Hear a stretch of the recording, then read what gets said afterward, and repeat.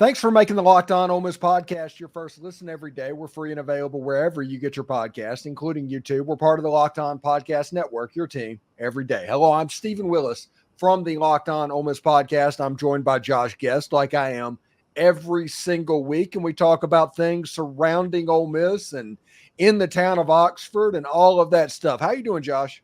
I am doing well, Stephen. Almost recovered from my late night last weekend. Yeah, I was going to ask you. That was the first thing I put out is, did you stay up Friday night? I did. And to my surprise, I outlasted everyone in my family. I really thought that they were going to give me a run and stay up. But I do want to say, Stephen, first of all, I thought when we threw the ball away in the eighth inning on the wild pitch and they got a run that it was over. And I was mad that I stayed up.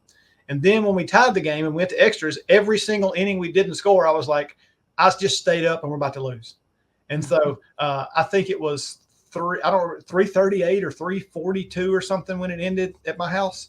And I took a picture of the screen and sent it to the rest of my family right then. So their phones would buzz in the middle of the night and left them a screenshot of the 5-4 victory. It had Bianco walking off the field. And little did I know what was going to happen the rest of the weekend. But yes, I did trooper through it. I did miss a little bit of it here and there, and I think I did drift off to sleep around the 12th inning for a couple of outs, but I did wake back up and see the end for sure, and even when we scored and that kind of thing. Yeah, and you said there's something like 3:30 Central Time was the end of the ball game. That would be 4:30 Eastern Time. To put this in perspective, I woke up at 5:10 Eastern Time. I woke up 40 minutes after the Ole Miss game ended from a nice night of sleep. I was completely refreshed, and the Ole Miss game had just ended 40 minutes ago. Yeah, that's crazy. I mean, and so I probably was barely asleep because it takes me a while to go to sleep, and it didn't take me quite as long that morning to go to sleep because it really was that morning when I went to sleep. But that goes to the time lag that the players had. They weren't in the Eastern time zone, but they were still an hour away. So it was still 3:30 in the morning their time. And I think they had only been there for a day or a day and a half maybe before the game. Do you know? Oh, yeah, it was a day. I think the flight was around 12. If I remember correctly, it's about a 12-hour flight to travel to Hawaii. The time zone is 2 time zones past the Western time zone. So it's 5 hours ahead of or behind Central, 6 hours behind Eastern. And as somebody, I lived in Italy for 2 years, which means part of my life was flying back to the States. So flying west 6-7 hours. And I do know this. It is hard to perform at a high level for a long period of time immediately after landing. You might be able to fake it from the first time, like at the very beginning where they won the game, and then they won the first part of the doubleheader. But after that, your legs are gone. And you saw with like walks and the errors and things like that, it was completely fatigue-based. And in my opinion, this is just my opinion, the season starts with High Point. The High Point series is opening day for Ole Miss baseball because the Hawaii trip, I look at it, Ole Miss got 2 wins. I'm proud of it. I am not going to take anything of it because Ole Miss very well could have a bad baseball team this year. Ole Miss could not make a regional this year. You could not tell anything from the Hawaii season, the Hawaii games, that gave you any idea of how the rest of the season is going to go. Yeah, and look, as you said, that we traveled and it matters. I didn't do anything nearly as extreme. I went out to Colorado. I guess it's been about 10 years ago now, a little over 10 years. And I rented a bike because I ride bikes. I like to ride a bike, and I mean one with pedals where I'm the engine. And I remember this sweet little lady I was at the Garden of the Gods in Colorado Springs, and she said, "Oh, honey, it's just a little hill out there. It's nothing." And I remember trying to go up that little bitty hill and almost died from, and I just flown in the day before and rented that bike. And so I was riding 20 plus miles in Mississippi without any trouble. And I rode 5.89 miles that day, I remember, and stopped about 600 times and walked my bike back up the hill that was a mountain. And so, just that little bit, but it was, when it was happening, it was disappointing, especially to see some of what was supposed to be an offensively, prowess team struggle at the plate. But y'all don't make no mistake. Hawaii has a veteran squad, and I know I did get kind of upset at the freshman pitcher they had that shut us down. But again, those things happen. Sometimes in baseball, you catch lightning in a bottle. There are other things like you talked about, legs going, fatigue, time zone change, all those things. And that's what I also told some people too, is that, hey, pump the brakes. If you remember the year we won the World Series, we barely got in. So at this point, we can still get in. Like 2-2 at Hawaii does not prevent us from making the tournament later. Yes, it's not the hope, the start we hope for. 4-0 would have been great, 3-1, whatnot. But let's wait to see. Let's go through now. If we go 500 in all of non-conference before SEC starts, we're probably not a very good baseball team. But if we end up going 18-4 or whatever I don't know what the numbers turn out to be, but if we end up losing 4 or 5 games or even 3, non-conference, okay, we're in good shape. So no reason to panic yet, even though, like I said, the outcome was maybe forgettable, but still fun. It was still fun to watch that first game Friday. Wish we could have found the other stuff. I was really hoping that Hawaii would stream something video, and they just didn't. Apparently they didn't have the equipment to do it, enough of it to stream everything, and there was some basketball and women's basketball that took priority over baseball or something like that. Yeah. That's why that happened. Okay.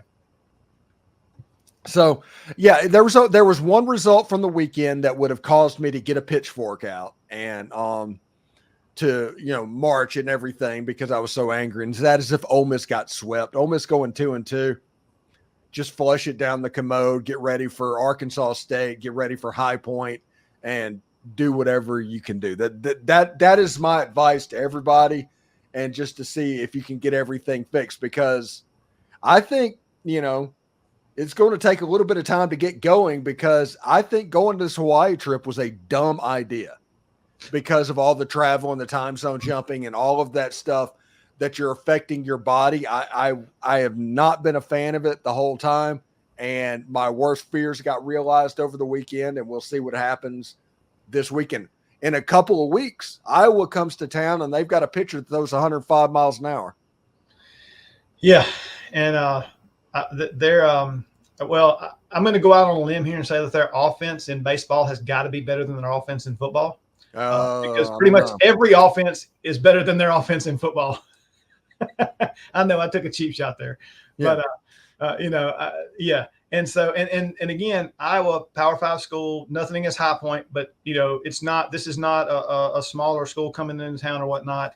So that'll be a fun series. We'll probably make some of those games, I hope, as long as, again, I got to work everything out with my son's schedule. We've already seen it, the rains in Mississippi. You've been in Mississippi for early season baseball, and 62 and wet or 42 and wet is just as likely as 71 and sunny. So, you just never know how things might get rearranged. You mentioned a pitchfork and getting swept. The other pitchfork thing this weekend is if Ole Miss had not come back and beaten Missouri in basketball. Oh yeah, that would have been tough to deal with as well. Ole Miss did come back and beat Mississippi State. I thought they weren't going to do that, as Coach Yo has completely embraced drama apparently in overtimes, because that's the only way they like to win games now. And they beat Florida, they beat Mississippi State, both in overtime. Ole Miss's schedule gets a little bit easier for the Lady Rebs. They have a chance to get that double bye, finish third or second in the SEC. When it was just a little bit iffy whenever they got blown out by A&M, it feels like they may have righted the ship a little bit. Yeah, it may have been a wake-up call. And, I was just happy to see what Madison Scott had 20, I think. Mm-hmm.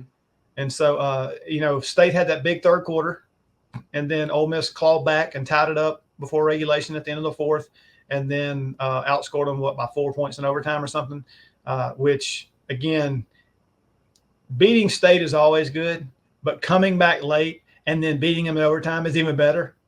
And so, any way you can kind of drive the nail in just a different way, make it hurt a little bit more is always. And I hate to be, I don't want to be like causing pain, but you know what I mean? It's a rival, so let's go ahead and do it. And so good for Coach Yo, good for the girls, good for two straight overtime wins. And hopefully they can keep this going. But that was one of my big concerns. If State did get us, then it was really going to be hard, I felt like, for us to get that double bye, being the top 4 seeds for the SEC tournament. And so if you can save that energy and just not have to play those games, I mean, it's so big.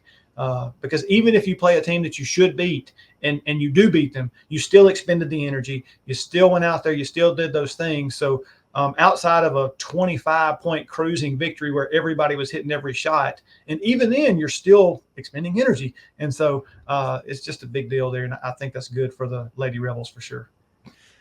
And also around Oxford, what's the buzz around town right now? Well, again, I told you we're kind of a baseball family, so most of the buzz that I get is surrounding that, and the buzz after the 2-2 weekend in Hawaii was a little rough for a minute or two. And again, I tried to get people to pump their brakes, but sometimes they just want to keep going with it a little bit, and so that was sort of it. And then of course the girls winning, and then at one point, I will tell you this: at one point, Ole Miss was down 9-1. In game 3 to, the second game on Saturday or whatever, and Missouri was beating Ole Miss by 14, or I don't know what they were beating by a lot. And I thought, this is just going sideways in a hurry. And so even got a couple of text messages, and luckily this is my fandom, by the way, in a nutshell, especially with basketball. It's been so hard to watch in years past, and Beard's had us in a better place this year for the guys. But the game with South Carolina, when we came back and almost had some 3 or 4 chances at the end, and then this other game, I just shut it off in the second half. I got so frustrated, I just walked away. And so I turned the TV. Actually, my wife checked the score, and she said, "Hey, we're actually up by 3." And I was like, "Huh?" Because when I checked the score, I think we were down by double digits, and it was the second half. And I thought, well, this is terrible. And the baseball had me mad. I was just mad all around. So I was probably not any fun to be around. Well, it's crazy that Missouri gave Tennessee a game the very next game. So Missouri may be turning a corner. They're still 0-13 in the league, but they may be turning a corner. It's weird to think about that. Well, and not only that, but Beard said I saw something he did. I can't remember if it may have been in the pregame interview he did before the Missouri game, where he said, "Hey guys, they're 0-11, but have you watched their tape?" Because they don't play like they're 0-11, and they give people a run for their money, even though they've come up short. They play hard, and I don't know, what's the guy they got that one guy back? I think he 55 or 30. Yeah.